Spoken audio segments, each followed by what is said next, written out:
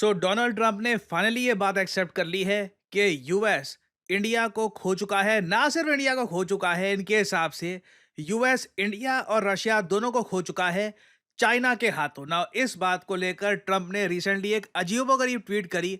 आपने देखा होगा इंडियन न्यूज आउटलेट्स एक्सटेंसिवली इसको कवर कर रहे हैं। इवन सीएनएन और वेरियस जो इंटरनेशनल न्यूज आउटलेट्स हैं वो भी इसको कवर कर रहे हैं कि we have lost India and Russia to dark China, says Donald Trump. Now ये जिस तरीके से ट्वीट्स कर रहे हैं आज के समय ट्रंप, लगता नहीं है कि कोई बहुत ही स्टेबल इंसान की ट्वीट है। इधर आप देख पाओगे ट्रंप ने रिसेंटली ये फोटो करी ट्वीट। ये फोटो एससीओ समिट की है। इस फोटो में आप देख पाओगे पीएम मोदी है, शी जिनपिंग है और व्लादिमीर पुतिन है। नाउ ये फोटो भी ट्रंप ने छाट के यूज करी है। ये और कोई फोटो भी यूज कर सकते थे जहां पर तीनों लीडर्स मिलकर हाथ मिला रहे हैं और तीनों लीडर्स काफी खुश हैं। ट्रंप ने रैंडमली ये वाली फोटो शेयर कर दी और ऊपर एक अजीबोगरीब टेक्स्ट लिख दिया। ये बोल दिया कि लगता है हमने खो दिया है भारत और रशिया दोनों को टू डीपेस्ट डार्केस्ट चाइना। उम्मीद करता हूं कि इनकी जो दोस्ती है ये बहुत लंबी रहे और इनका प्रॉस्परस फ्यूचर रहे एक साथ ना। यहाँ पे ना ट्रंप सार्केस्टिक तरीके से बात कर रहे हैं। ये एक सार्केस्टिक ट्वीट है। अगर आप सोच रहे हैं जेन्युइनली ट्रंप यहाँ पर एडमिट कर रहे हैं कि ये यहाँ पे बहुत बड़ा लॉस हो गया यूएसए का, नहीं। ये यहाँ पे सार्कास्टिक तरीके से खुद के अमेरिकन्स को मॉक कर रहे हैं। पहली बात तो क्योंकि जैसे मैंने आपको प्रीवियस वीडियो में दिखाया है, यूएसए में आज के समय जेन्युइन कंसर्न है कि यूएस इंडिया को खो चुका है। जो भी तरक्की करी थी यूएस इंडिया ने फॉरेन पॉलिसी में पिछले 25 सालों में, डोनाल्ड ट्रंप ने सब कुछ डिस्ट्रॉय कर दिया है। तो ट्रंप पहली बात तो उन लोगों का मजाक बना रहे हैं। मजाक भी इन द सेंस, ये बात यही है, मॉक करने वाली बात हुई। ये कुछ ऐसा ही है कि मान लो कल को एक आदमी अपना घर जला दे, लोग उसको बोले कि तुमने अपना घर जला दिया है, और फिर वो आदमी उन लोगों को मॉक करना स्टार्ट कर दे, घर जल गया है, घर जल गया है। तो डोनाल्ड ट्रंप यही कर रहे हैं आज के समय। दूसरी तरफ से ये एक मैसेज ये भी सेंड कर रहे हैं जो भारत के लिए मैं कहूंगा बहुत कंसर्निंग है। इस मैसेज से सीधा सीधा एक टोन सामने आती है, आई डोंट केयर, मतलब कि मुझे परवाह नहीं है। रशिया इंडिया चाइना के साथ बैठे कोई एग्रीमेंट कर ले, अलायंस कर ले, इनको चिंता नहीं है। एटलीस्ट डोनाल्ड ट्रंप ऐसा दिखाना चाहते हैं। ऑब्वियसली क्या यूएस को चिंता है? बिल्कुल चिंता है। यूएसए के जियोपॉलिटिकल इंटरेस्ट बहुत ही बुरी तरीके से हर्ट होंगे उस केस में, मगर ये ट्रंप का नेगोशिएट करने का तरीका है। कभी भी ऐसा अपीयर मत होने दो कि तुम प्रेशर में हो। जैसे ही तुम्हारे सामने कुछ ऐसा आ जाए जिसकी तुमको एक्सपेक्टेशन थी नहीं, ऐसे एक्ट करो, दुनिया को ऐसा दिखाओ कि यू आर चिल, तुम्हें कोई फर्क नहीं पड़ता, you are absolutely fine with that. तो डोनाल्ड ट्रंप ये प्रोजेक्ट करने की कोशिश कर रहे हैं दुनिया के सामने। और इंडिया के लिए कंसर्निंग बात मैं यहां पर यह कहूंगा कि हावर्ड लुटनिक जो आज के समय यूएसए के कॉमर्स सेक्रेटरी है, इन्होंने रिसेंटली एक बहुत बड़ी स्टेटमेंट दे दी। इन्होंने ये कह दिया कि चिंता मत करिए, एक दो महीनों में भारत वापस यूएसए के पास आएगा। भारत पहले बोलेगा सॉरी। ये बात इन्होंने ओपनली बोली है। मैं आपको भी क्लिप दिखाऊंगा कि इंडिया वापस आके पहले ट्रंप से माफी मांगेगा, फिर उसके बाद ट्रंप को ये कहेंगे कि हम जो भी आपकी बातें हैं सब मानने को तैयार हैं, और उसके बाद ट्रंप डिसाइड करेंगे अच्छा इंडिया के साथ करना क्या है। ट्रंप डिसाइड करेंगे कि मोदी के साथ उस वक्त कैसे डील करना है। ये लोग देखो, आज के समय में सिंपली यही बोलूंगा, इतिहास में कई एम्पायर आए हैं, कई एम्पायर गए हैं। एक बात कॉमन देखी गई है कि जब एक एम्पायर का फॉल धीरे धीरे निकट आ रहा होता है ना, जब मैं कहता हूं निकट तो यहाँ पे हम दशकों की बात कर रहे हैं। हिस्ट्री में कई दशक भी, it doesn't really matter. But आप एक बात नोट करना, जैसे जैसे वो एम्पायर्स अपने डिक्लाइन की तरफ बढ़ रहे थे ना, वहां पे लीडर्स बहुत ज्यादा एरोगेंट हो गए थे। उनको लगता था कि they can do what ever they want. और हावर्ड लुटनिक ने जो रिसेंटली बातें बोली है ना, उससे साफ साफ पता लगता है कि इंडिया को कोई बड़ा स्टेप लेना होगा, तभी जाकर डोनाल्ड ट्रंप को समझ में आएगा कि ऐसी स्टेटमेंट्स देकर, ऐसी कमेंट्स करके ये अपने देश का कितना बड़ा नुकसान कर रहे हैं ना। ये एक 25 सेकंड की क्लिप है, ये मैं चाहता हूं आप सुने। So I think what happens is it's all bravado because you think it feels good to fight with the biggest client in the world. But eventually, your businesses are going to say, you've got to stop this and go make your deal with America. So I think, yes, in a month or 2 months, I think India is going to be at the table and they're going to say they're sorry and they're going to try to make a deal with Donald Trump. And it will be on Donald Trump's desk how he wants to deal with Modi. And we leave that to him. That's why he's the president. Speaking बहुत ज़्यादा aggressive statement है ये। मतलब I mean मुझे लगता नहीं है कि आज तक किसी कंट्री ने इतने ज़्यादा डिसरिस्पेक्टफुल तरीके से इंडिया के बारे में बात करी होगी। एक बड़े कंट्री की अगर मैं बात करूं, कि इंडिया आके सॉरी बोलेगा और फिर डोनाल्ड ट्रंप डिसाइड करेंगे कि मोदी के साथ क्या करना है। मैं यहाँ पे साफ-साफ सिंपली यही बोलूँगा, हमें कहीं न कहीं यूएसए के साथ जो हमारे एग्रीमेंट्स हमने जो साइन कर रखे हैं, लेमुआ, कॉमकासा वगैरह, we have to look at that. एक ना एक एग्रीमेंट वापस लो।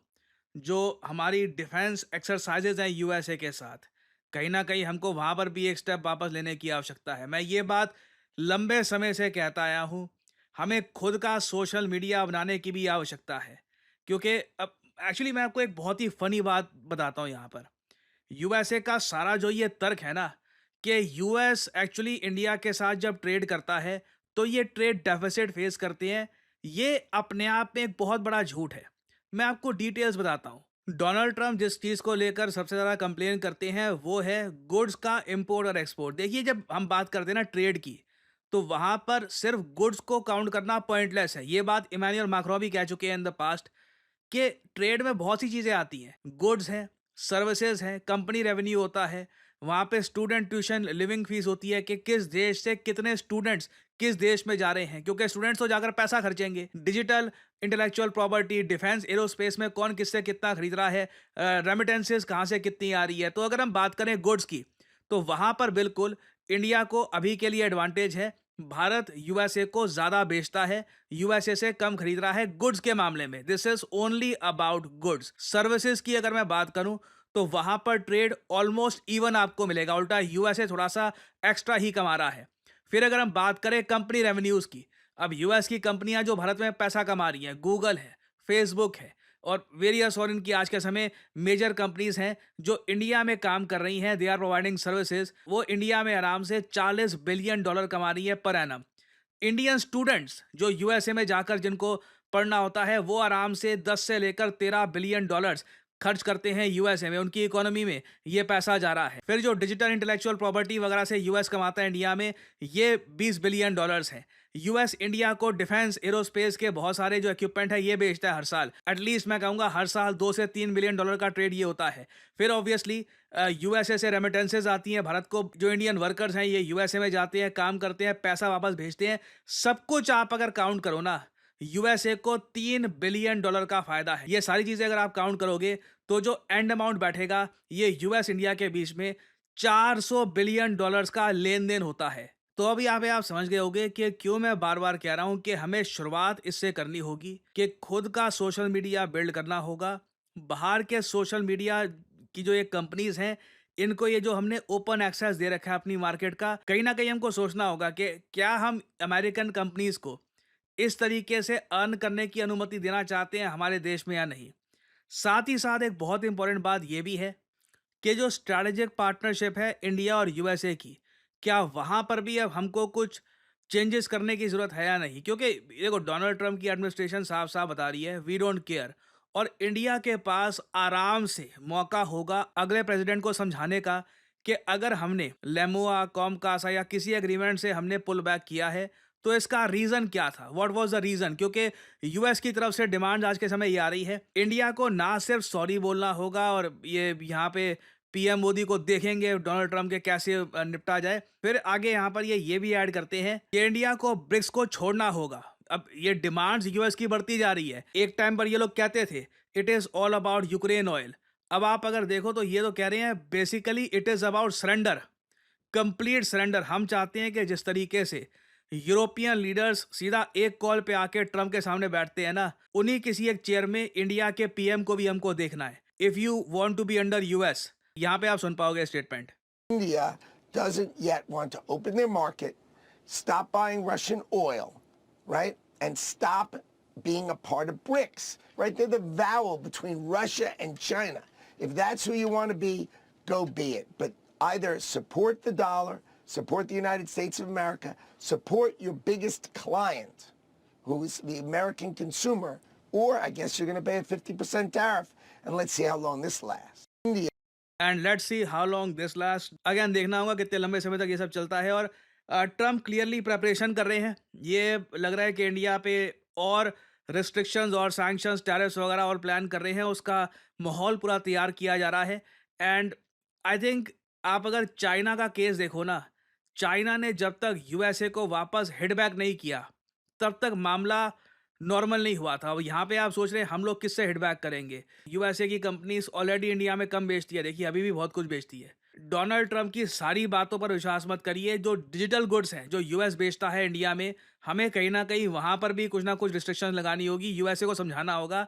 बहुत सारा पैसा दाँव पे है यहाँ पे। सिर्फ़ फिज़िकल गुड्स के बेसिस पर ये अज़्यूम मत करिए कि हम आपके 10th लार्जेस्ट ट्रेडिंग पार्टनर हैं। बाकी चीज़ें आप अगर ऐड करोगे तो ओवरऑल इंडिया यूएस का ट्रेड बहुत ज़्यादा बड़ा है। Are you ready to destroy this relationship?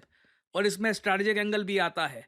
तो इंडिया को कुछ ना कुछ बड़ा स्टेप यहाँ पे लेना होगा। We have to take a big step to send US a message कि देखिए हम लोग सॉरी तो बोलने वाले हैं नहीं। Either you talk with respect, dignity, नहीं तो रिलेशंस दोनों कंट्री के खराब होते रहेंगे। और ऑब्वियसली देखिए, अगेन मुझे यहाँ पर ये बोलना पड़ेगा, डोनाल्ड ट्रंप इस सब में एक ही कंट्री का सबसे बड़ा फायदा कर रहे हैं, वो है रशिया। रशिया को आप कह लीजिए ट्रमेंडस जियोपॉलिटिकल एडवांटेज मिल रहा है। डोनाल्ड ट्रंप ने जेन्युइनली अभी तक रशिया के अगेंस्ट एक स्टेप नहीं लिया होगा। डोनाल्ड ट्रंप सिंपली एक काम कर रहे हैं, इंडिया और रशिया के रिलेशंस कई दशकों के लिए स्ट्रॉन्ग कर रहे हैं अपने 4 साल के टेन्योर में। नाउ देखना यहाँ पर यह होगा कि हार्वर्ड लुटने की कमेंट पर भारत क्या प्रतिक्रिया देता है। क्या हम जेन्युइनली यहाँ पर सॉरी बोल रहे होंगे यूएसए को या नहीं? It will be very interesting to see. Finally यहाँ पे आप लोगों से मैं एक सवाल पूछूंगा, किस देश के साथ रिसेंटली भारत ने जॉइंट क्रेडिट मैकेनिज्म का एग्रीमेंट साइन किया है? ये देखिए कार्बन क्रेडिट के लिए होता है कि किस देश से कितने कार्बन एमिशंस एमिट हो रहे हैं, उसकी ट्रेडिंग की जा सकती है। ये बहुत इंपॉर्टेंट है फॉर ग्रीन इन्वेस्टमेंट्स और क्लाइमेट चेंज से लड़ने के लिए बहुत इंपॉर्टेंट है। भारत ने ये इंपॉर्टेंट क्रेडिट मैकेनिज्म एग्रीमेंट किस देश के साथ हाल ही में साइन किया है? ये है यहाँ पे आपकी ऑप्शंस, चाइना, जापान, फ्रांस या फिर यूएसए। कमेंट सेक्शन में करिए उत्तर। जो लोग देंगे सही आंसर उनकी कमेंट को मैं दे दूंगा हार्ट, ताकि बाकी लोग समझ पाए कि सही उत्तर क्या है। जैसे जैसे भारत एक डिजिटल इकोनॉमी की तरफ बढ़ेगा, एक सेक्टर में लगातार जॉब्स बनती रहेंगी और वो सेक्टर है साइबर सिक्योरिटी का। रिसेंटली आपने देखा होगा भारत सरकार के कई मिनिस्टर्स ने बोला है कि cyber security is a gateway to jobs and innovation. Europe US में आप देख लीजिए वैसे ही बहुत ज्यादा डिमांड होती है साइबर सिक्योरिटी एक्सपर्ट्स की। इंडिया में भी आप देखोगे आने वाले समय में वेरियस रोल्स में, चाहे साइबर सिक्योरिटी एनालिस्ट हो, साइबर सिक्योरिटी कंसल्टेंट हो, इंफॉर्मेशन सिक्योरिटी एनालिस्ट, लगातार इन जॉब्स की डिमांड बढ़ती रहेगी और आराम से इन जॉब्स में एंट्री लेवल पर एक आदमी 4 से 5 लाख रुपए पर एनम अर्न कर सकता है। मैं हमेशा आपको रियलिस्टिक फिगर्स बताऊंगा, मैं कभी आपको ये नहीं बोलूंगा कि कोई 20-25 लाख रुपए कमा सकता है, बिकॉज वो अमाउंट आपको काफी साल के एक्सपीरियंस के बाद देखने को मिलेगा। ऑफ कोर्स इस इंडस्ट्री में आपने अगर अपना नाम बना लिया, you are good at what you do, तो आराम से एक बार को आपका पैकेज 15 से 20 लाख पर एनम भी जा सकता है ना। यहाँ पे आपको समझना होगा कि what you need to do. आपके पास एक अगर एजुकेशनल बैकग्राउंड है जहाँ पे आपने बैचलर्स कर रखी है इन कंप्यूटर साइंस और आईटी या फिर रिलेटेड फील्ड में, you are ready for this role. Actually कई केसेस में अगर आपने बीए बीएस की डिग्री भी कर रखी है, तब भी आप अगर एक प्रॉपर कोर्स कर लेते हैं साइबर सिक्योरिटी का, तो आप बहुत सारे सर्टिफिकेशंस के लिए एलिजिबल हो जाते हैं और साथ में जॉब मार्केट में भी जॉब आप हंट कर सकते हैं। और इसलिए करियर 247 आपके लेके आया है certification in advanced cyber security with generative AI. ये कोर्स अपने आप में यूनिक इसलिए है क्योंकि मार्केट में आपको साइबर सिक्योरिटी का कोई भी कोर्स नहीं मिलेगा जहां पे लाइव लेक्चर्स हो। यूजुअली सारे कोर्सेज में प्री रिकॉर्डेड क्लासेस आपको मिलेंगी। उसके अलावा जनरेटिव एआई के साथ साइबर सिक्योरिटी कोई आपको नहीं सिखाने वाला कि how are you suppose to use generative AI with cyber security. तो if you see yourself as someone जो फ्यूचर में साइबर सिक्योरिटी की फील्ड में एक खुद का नाम बना सकता है, देन डेफिनेटली वीडियो के कमेंट सेक्शन में जाइए, यहाँ पे आपको लिंक मिलेगा, इस लिंक पर करिए क्लिक। यहाँ पे अपना नाम, email ID, number, discount code obviously यहाँ पर PD10 डालिए और सबमिट कर दीजिए और आपको करियर 247 की तरफ से कॉल आएगा and you can ask your questions and you can begin your journey in the field of cyber security. So इसी नोट के साथ ये है वीडियो का अंत। Thank you for listening and as I always say, may the gods watch over you.